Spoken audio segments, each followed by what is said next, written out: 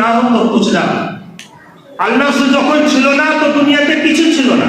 আপনি যে তসবিহ পড়ে নিয়ে আপনি ইবাদত থেকে এসেছি, যেটা আপনার কাছে নাই, আপনি জিসম থেকে পাস, আর আপনি আল্লাহ কাউরি আপনি ইবাদত করেন না। আমরা সবাই আপনার ইবাদত করি বলে সুবহানাল্লাহ। আমরা সবাই আপনাকে সাজদা করি, আল্লাহ তুমি কাউকে সাজদা করে না। এই তোহফা আমি আপনার নিকটে নিয়েছি। এই তোহফা আল্লাহ পাক পরওয়ারদিগার আলম আমি আপনার নিকটে এনেছি। তো আল্লাহ তাবারাক ওয়া তাআলা বলে আত্তাহিয়াতু, আল্লাহ রাসূল বলেন আত্তাহিয়াতু লিল্লাহি ওয়াস সালাওয়াতু ওয়াত তাইয়্যিবাত। আমি নামাজের তোহফা, জুবানে পড়ার তোহফা, বাদানি শরীরের তোহফা ইয়া আল্লাহ তোমার দরবার নিয়ে এসেছি। আল্লাহ তাবারাক ওয়া তাআলা খুব খুশি হলেন। আল্লাহ রাসূল বলেন আত্তাহিয়াতু লিল্লাহি ওয়াস সালাওয়াতু ওয়াত তাইয়্যিবাত।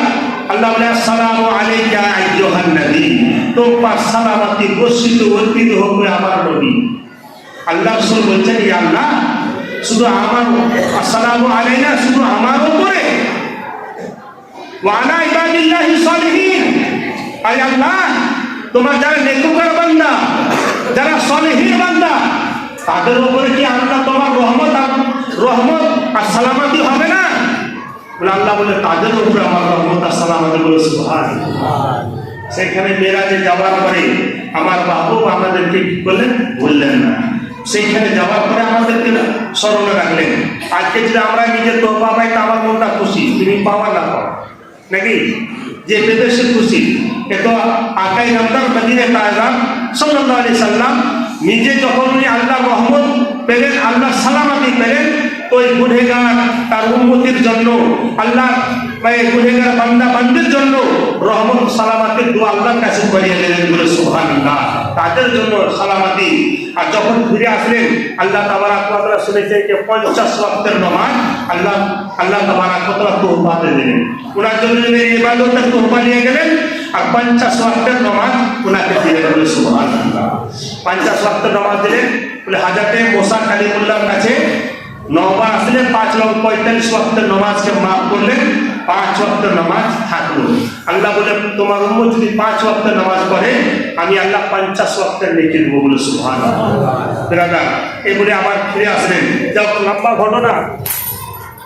অনেক মানুষ এখানে প্রশ্ন করে যে আল্লাহ রাসূল গেলেন, একটা যে কোনো ভারী জিনিসকে যদি উপরে ছোড়া হয় তো ভারী জিনিসটা নিচে চলে আসবে, অটোমেটিক উপরে উঠতে পারে না।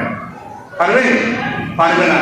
কিন্তু সায়েন্সটা এত উন্নতি করেছে যার মধ্যে ওজনই থাকে।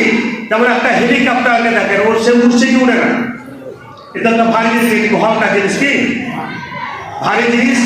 এটা সায়েন্সটা এমন সায়েন্স তৈরি করেছেন যে একটা উড়াজাহাজ মানে হাজার হাজার কিলোমিটার মানে দূরত্ব বেগে আপনার ছুটছে, চলে যাচ্ছে।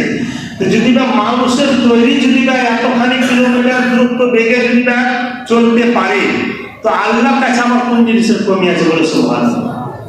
আল্লাহর কাছে কোনো জিনিসের কমি আছে? আল্লাহ ব্রেন দেওয়ার পরে যদি মানুষের যদি এত ব্রেন তৈরি হয়ে যায়, তো আল্লাহ তাবারাক ওয়া তাআলা নামুমকিনকে মুমকিন করতে পারে, মুমকিনকে নামুমকিন করতে পারে বলে সুবহানাল্লাহ।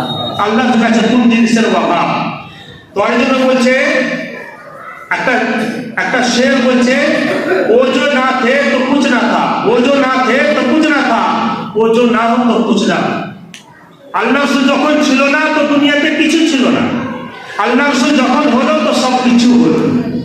ও जो ना थे तो कुछ ना था और वो जो ना हो तो कुछ ना।